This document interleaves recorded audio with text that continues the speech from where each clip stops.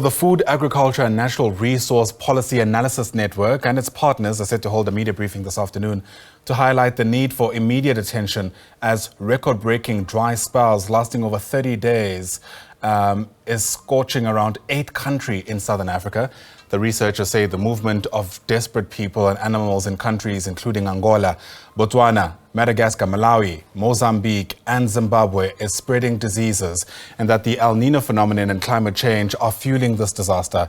Let's understand things a bit better. Bring in our guest. Dr. Blessing Masamha is a research specialist with the Human Science Research Council, and joins us now via our video link.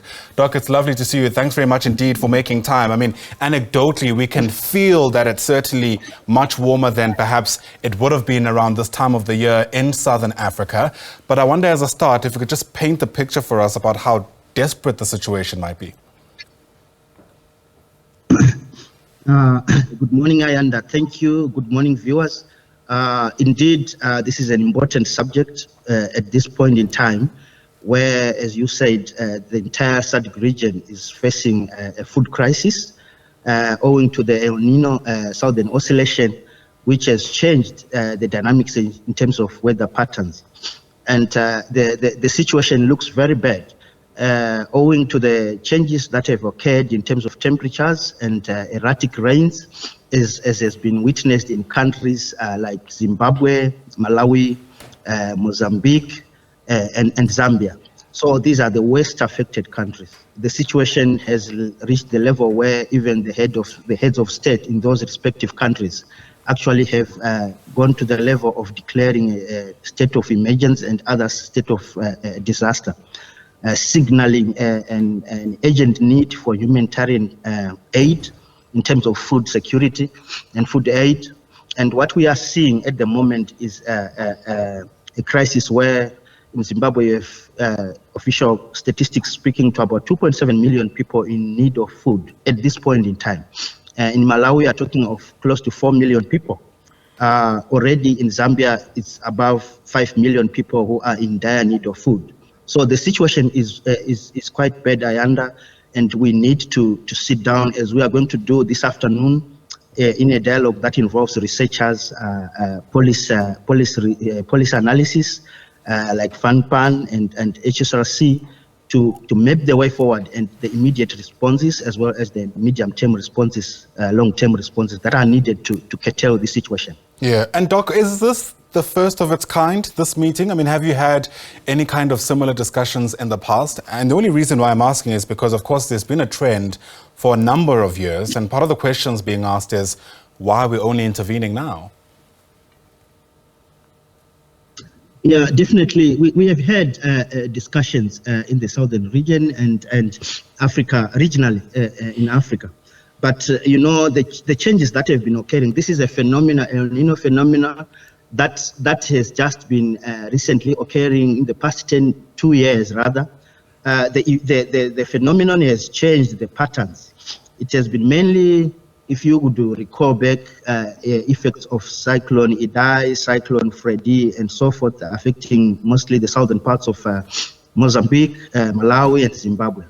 But what you see now is a change in the patterns, because the El Nino phenomenon has 3 phases, and it has a cycle of about 2 to 7 years.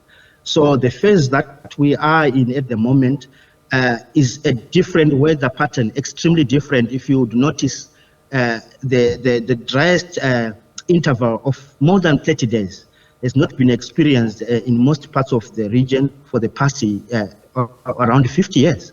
So you would see that the discussion have changed. Of course, there have been efforts and multi-stakeholder meetings convened to actually deal with this. But at the moment, we are facing a critical crisis which needs all the hands on the deck.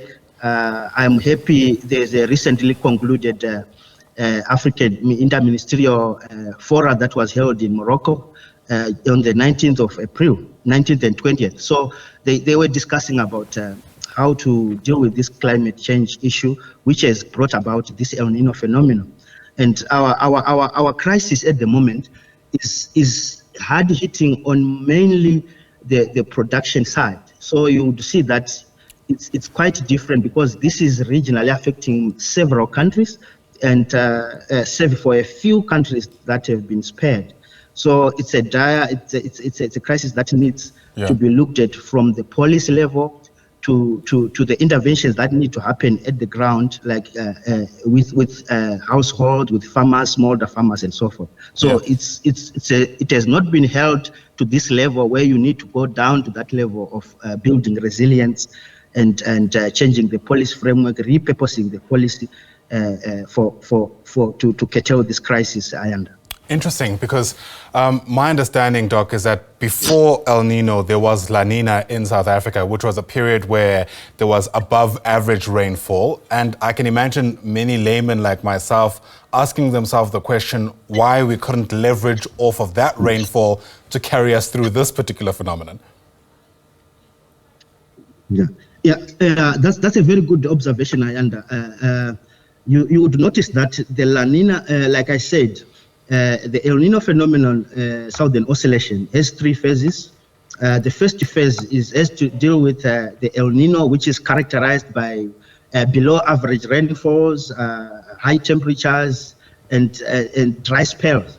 And in between, we have a neutral phase, which we are likely to experience from right from March, from April to around June. And as you have said, the La Nina phenomena is predicted to actually start in the October right through December to January 2025. There we are predicting to have above average rainfalls. And because South Africa actually experienced a La Nina phenomena, above average rainfalls, you would see that South Africa is not worst affected, unlike the other regional partners. So you would see that South Africa has managed to do what we can call stockpiling of most important cereals like maize, wheat, and so forth. So you would see that regionally, South Africa will be an exporter of these cereals. Apparently we expect, of course, it has been affected in some regions, a reduction in about 15 to 17% in the harvests that we are likely to experience in South Africa. Unlike the countries where there's total crop failure and there's a crisis. So South Africa had a bumper harvest as well in the 2022-2023 season, and that has enabled South Africa to have a surplus enough to be a regional supplier. Traditionally, South Africa is the net supplier in terms of these cereals. About 70% of the regional trading market is supplied by South Africa. Wow. And about 25% from Zambia. And you would see that what we have is a scenario where Zambia is worst affected, and you don't have that 25%. And we look forward to countries as well like Tanzania. So it is that effect that we look at, that the La Nina phenomena, which South Africa experienced, enabled it to stockpile the grains. But we are likely to have the same regionally. Other countries are going to experience it late this year. But this period now calls for urgent attention to institute measures that can deal with food insecurity and malnutrition. Yeah, fascinating. You know, part of what we've also learned, Doc, is that it's not good enough to just have rain after a drought. I mean, because the land is so hard, the risk, of course, is that when it does rain, we could see flooding because of the amount of rain that comes down in a very short space of time. How worried are you as researchers of that phenomenon following this dry spell that we've spoken about?